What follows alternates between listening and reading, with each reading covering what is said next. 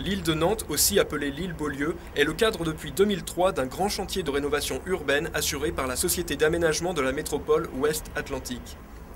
La maîtrise d'ouvrage, établie pour 20 ans, a vu naître de nombreux projets. La fabrique, derrière les machines de l'île, fait partie des projets en devenir. La politique du projet de rénovation de l'île de Nantes est de s'adapter aux lieux existants. En gardant le blocos comme base, le bâtiment de la fabrique, pensé par Michel Bertreux, s'inscrit dans cette lignée. On ne peut pas considérer que la présence est le seul moteur pour créer. La présence des traces, des ruines est le seul moteur pour construire de l'architecture contemporaine. Mais c'en est un, donc on s'en sert. Je me suis accommodé du réel, quoi. En fait, c'est une contrainte énorme. Ce blocos, ça a coûté une fortune de le démolir.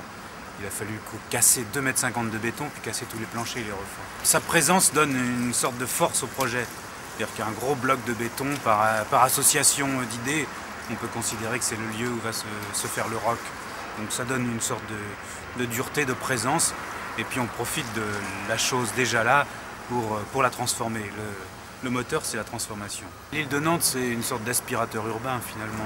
De près, c'est toujours le centre, et plus on s'écarte, plus c'est le centre. Donc c'est un endroit merveilleux pour reconstruire l'urbanisme nantais, c'est sûr. C'est donc au sein de l'île de Nantes que la fabrique accueillera des associations culturelles telles que MIR. Le futur fabrique a un peu pour but, pour mission, c'est d'être un pôle où on va retrouver 5 associations, donc Songo avec l'Olympique, Trampolino, Apo 33, Microphone et MIR. Et une partie de notre mission, c'est aussi de faire que le lieu est ouvert et disponible pour d'autres associations. Il semblait important et évident qu'il fallait créer un espace de confrontation, de rencontres artistiques qui dépassent des simples studios de répétition et qui permettent effectivement d'avoir un outil plus adapté au soutien aux initiatives. Et la fabrique participe à une nouvelle dynamique culturelle. Alors autour de la fabrique, il y aura aussi le campus culture, puisqu'il va arriver l'école des beaux-arts, l'école d'archi, enfin un certain nombre d'outils très importants. Et je crois que pour une ville qui effectivement